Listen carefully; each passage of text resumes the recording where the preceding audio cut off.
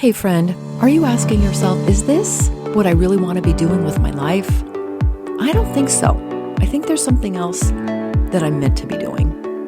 Welcome to the Painting Your Path podcast, where we have real conversations about what it takes to step out, be bold, and do you. I'm your host, Clarissa Castillo-Ramsey. Let's dive in. Welcome back to another episode of Painting Your Path. I'm your host, Clarissa Castillo-Ramsey. And before we get into today's interview, I just would like to extend an invitation to join my free 3-day experience called Creative Breakthroughs. And this is for women who are on the verge of what's next. I think there's more to life. And it's time to take a look at that. So if that resonates, if you are on the cusp of something new, maybe it's that passion project you've been thinking about, or maybe it's a career reinvention, or just simply finding your way back to creativity. If any of those scenarios resonate, this free experiences for you, and the link to join is in the show notes, and this is happening July 11th through 13th. And now let me tell you more about today's guest. Her name is Tabatha Jones. She's the CEO of Empowered Leadership Coaching. She's known as the Corporate Escape Sherpa and Career Advancement Coach. After 20 plus years leading technical teams in corporate America, she made her bold leap at 50. Now she helps midlife women build profitable businesses, overcome limiting beliefs, and embrace leadership. Through coaching, she empowers Gen X women to elevate visibility, pivot into fulfilling careers, and make strategic, life-changing moves, trading stagnation for success on their own terms. So if you have ever wanted to make that leap from corporate to your own coaching practice, this one is for you. Tabatha, it is so great to have you on the Painting Your Path podcast. Clarissa, I am excited to be here today. Well, before we get into all the amazing things that you're up to, well, could you give us a little backstory and tell us a little bit about how you got to where you are today? Yeah, absolutely. And I think that part of Painting Your Path, it resonated with me so much because I feel like that's what I've been doing the last couple of years, just kind of taking control and changing direction.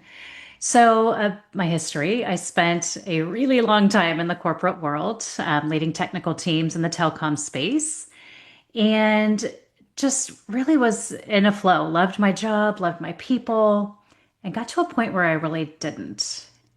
We'd gone through a really massive reorg, some things had changed, and I just wasn't feeling aligned anymore.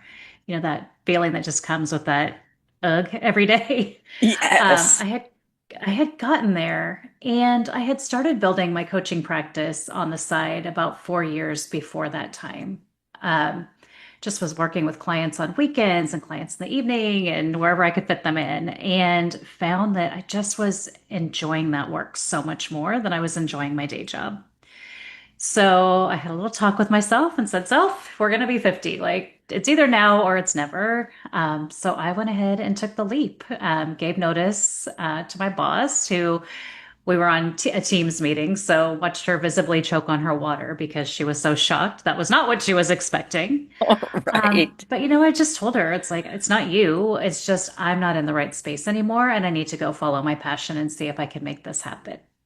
So I jumped into that coaching space, was really working with women on career advancement and job search coaching, and then made a pivot this year, shifting to the Corporate Escape Sherpa, where I now help women plan their corporate escape, similar to what I did, but definitely building in the background while they still have that safety of that corporate paycheck.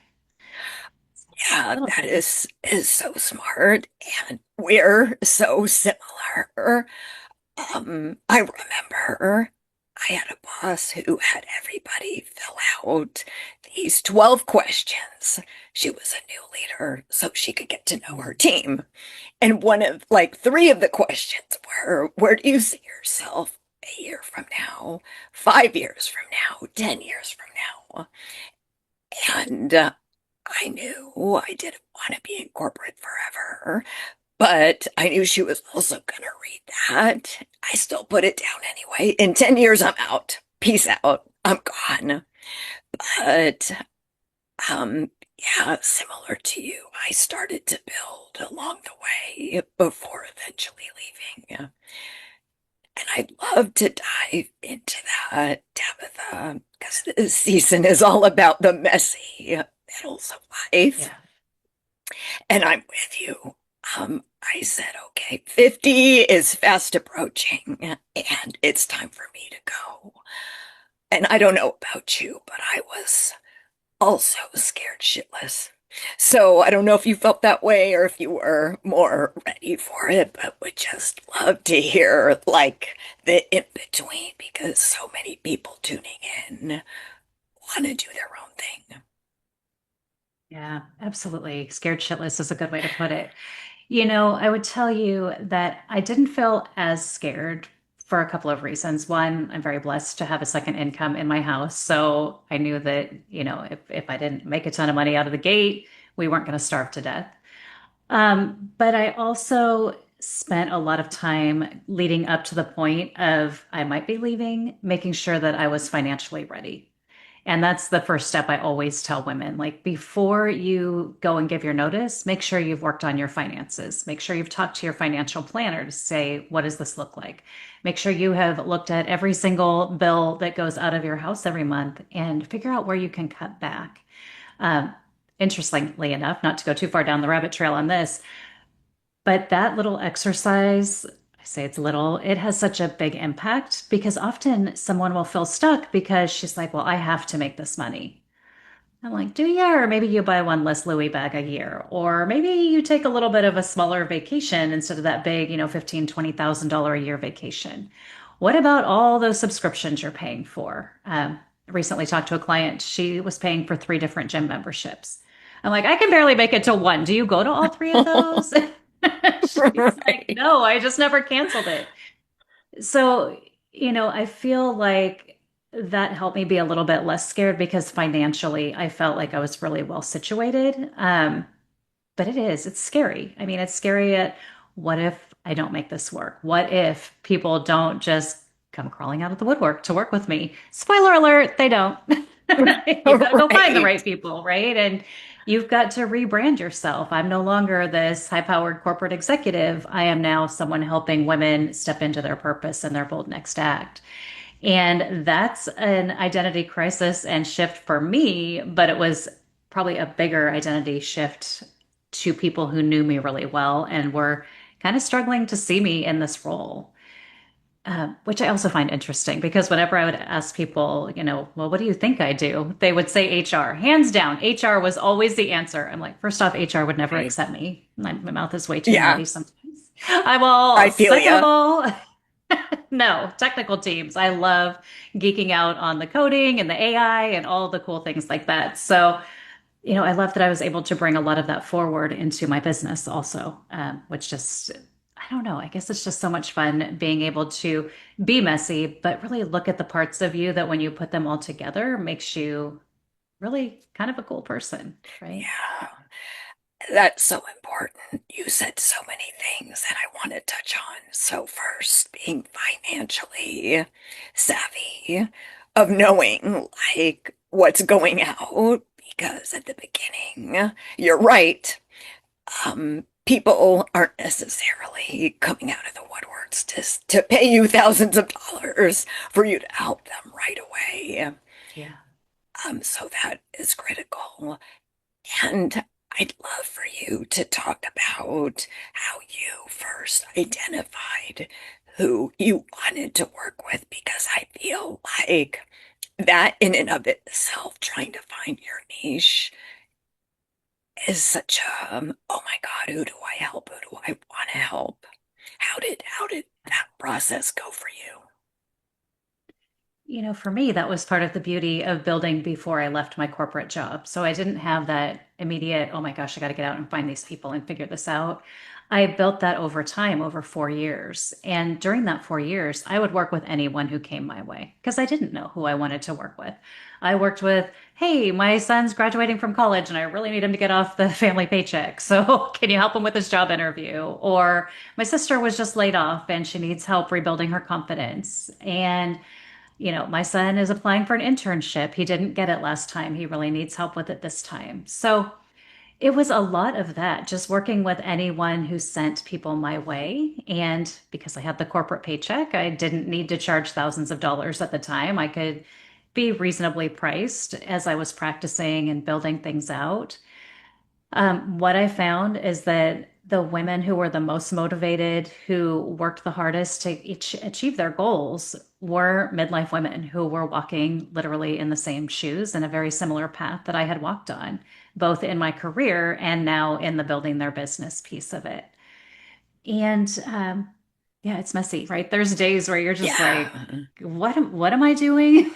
And then there's days when Right. you're like, thank you, God, for letting me do this. you Yes. know, it's not all fun and games. And I think a lot of people underestimate what it costs when you go into business for yourself.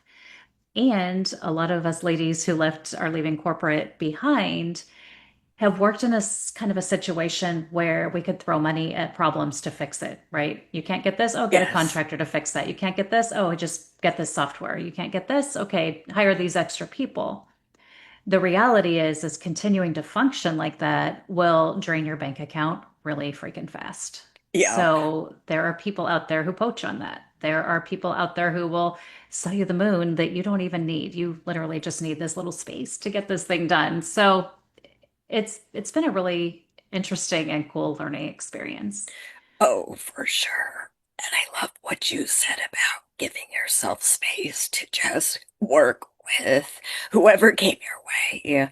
And I agree, like, you don't know until you get out there and work with people and see how you like it, see what you don't like.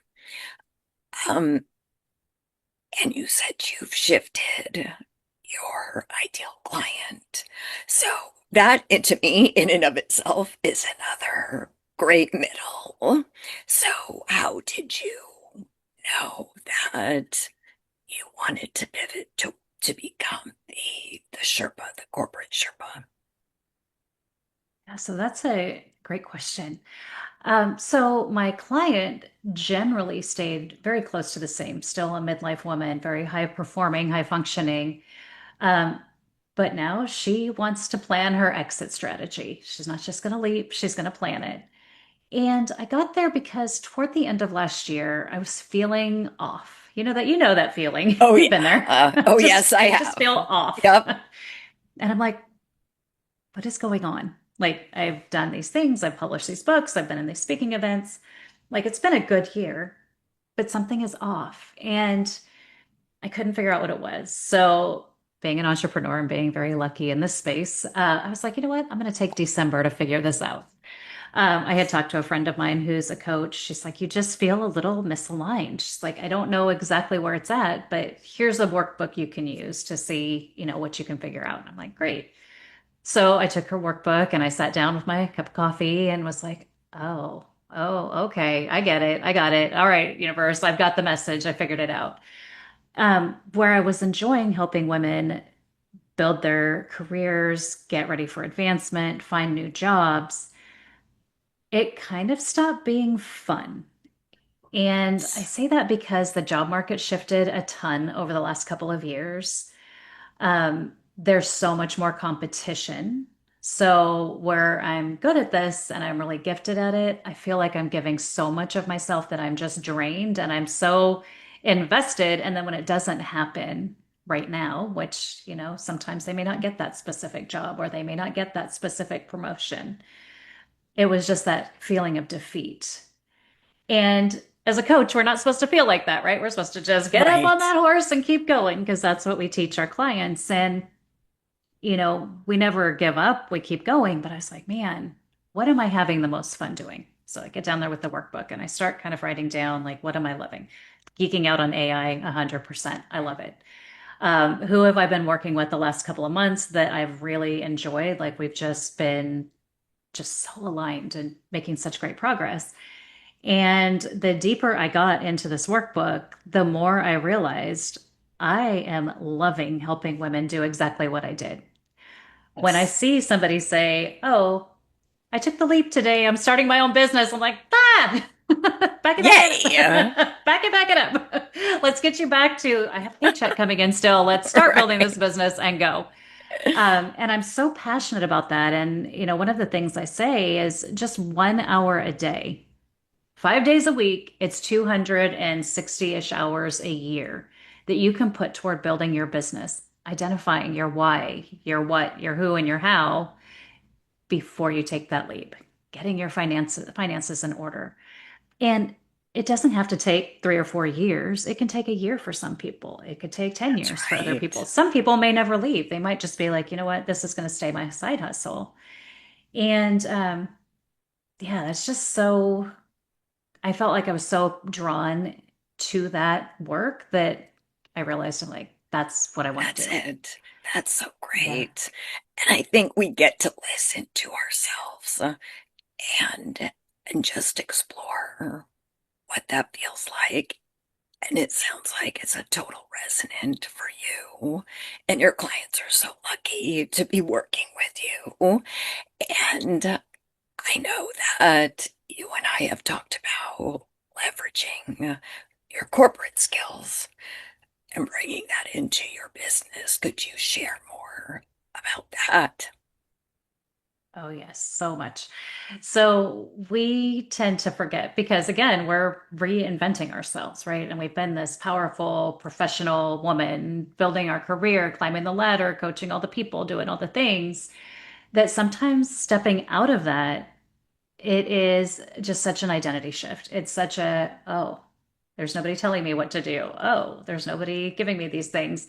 I don't know who I am. I need to find somebody that will help me figure out who I am.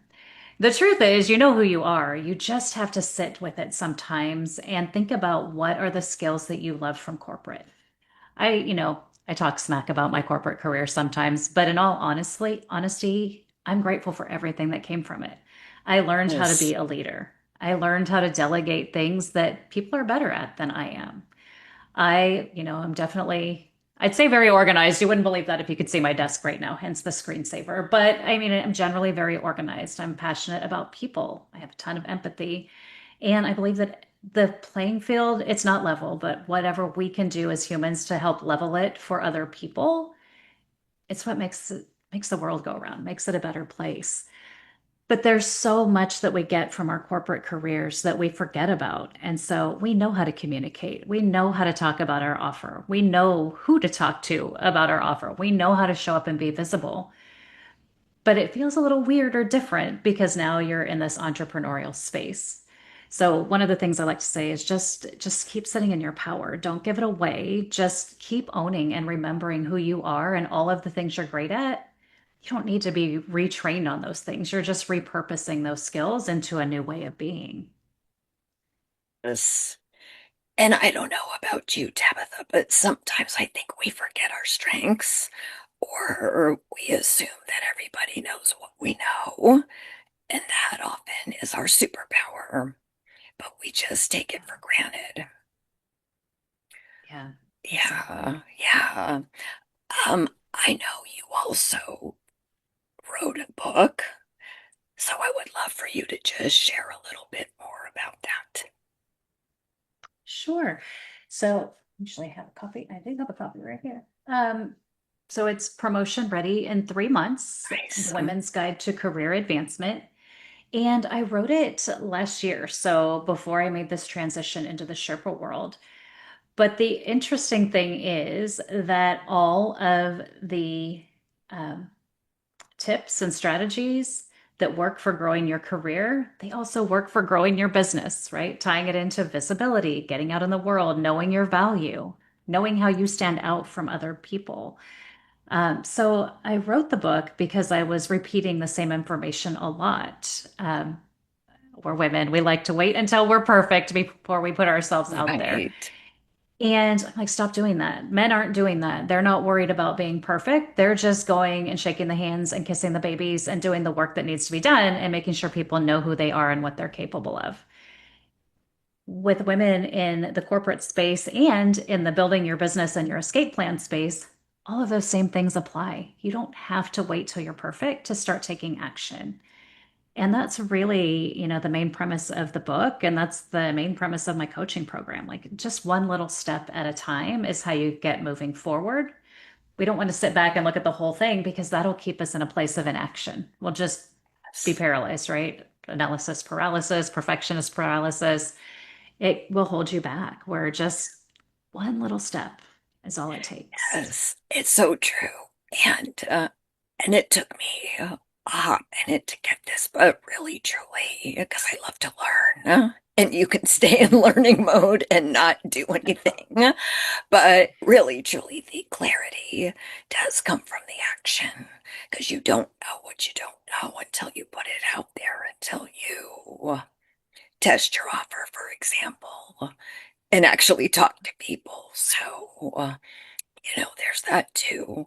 And I think your book is so excellent because, like we were saying, if you've been in the corporate space for a while, you've got strengths.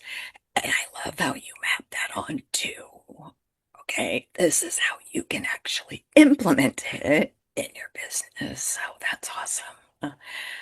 Thank you. Tabitha, I also know you have a podcast. So I'd love for you to share a little bit more about that too. Sure, thank you. So, the Gen X Remix, Midlife Laughs and Next Acts, is my podcast. And it has been a fun journey. So, I started out career coaching, right? We're just me talking about career strategies. And then I thought, wow, I'm getting kind of tired of hearing my own voice every time. So, let's see what we can do about getting some guests. I opened up the guest submission and was overwhelmed with how many people applied. And it was so great because naturally, every single person on the show has talked about a midlife remix. So, a pivot, whether it's in their career, their relationship, or whatever it is. And it has been really fun. So, I know, actually, spoiler alert, your episode is coming up pretty Oh, yay. soon, if I remember correctly. But it's just been a fun way, one, of getting to know people, letting others share what they do and the value and gifts that they bring to the world. And it's been fun from this may be a little bit of a weirder angle, but with clients who are, I just don't know exactly what I want to do. And we'll start talking about their gifts, and I can share with them a reference from a guest who's visited who doesn't just do one thing. They've found three things Yes. they love to do and they do them all. And I'm like, start with one, but there's no reason you have to stick with one. And so that's been a lot of fun. And then also on Thursdays, working on consistency with this, but 10-minute tips. So just 10-minute tips for building your escape plan so that I can help listeners really learn and understand, how simple these strategies are just to start taking action and start building just 1 hour at a time. Oh, that's amazing. Thanks for sharing. And I know you also have a free gift for our audience. Would you mind sharing a little bit about that too? I do. It is the Corporate Escape Starter Kit, which is a fun, I say fun, it's a flip book that is fun. I think flip books are super fun these days.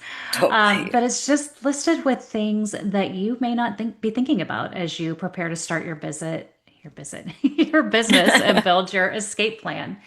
I based it on conversations I've had with women when I've asked them, oh, tell me what you do. And they have a really hard time answering, and I found this to be very consistent, a really hard time answering what they do and who they work with in their own business, which will just strangle you, right? You just can't get out from under that. You've got to get really clear. And I think back to a conversation I had with a woman who wanted my help, wanted to work with me. And I said, well, and I know what she does because I've worked with her a few times through her business. Like I've signed up as a client and done different things. And I said, well, when people ask me what you do, I have a really hard time telling them. So, can you explain to me what you do? And she started using words like modalities and blah, blah, blah. And I was like, I don't know what that is. So, pretend I'm 5 years Yes. old and you're explaining to me what you do and who you work with. And she couldn't. So that was her first bit of homework. Like, I need you to take this and I need you to go get your language really crystal clear. Another person that I was working with, she is in the so the first lady is in kind of an energetic healing space, sound baths, meditation, and her message is a lot more clear now. And her business is growing. Amazing. Yes.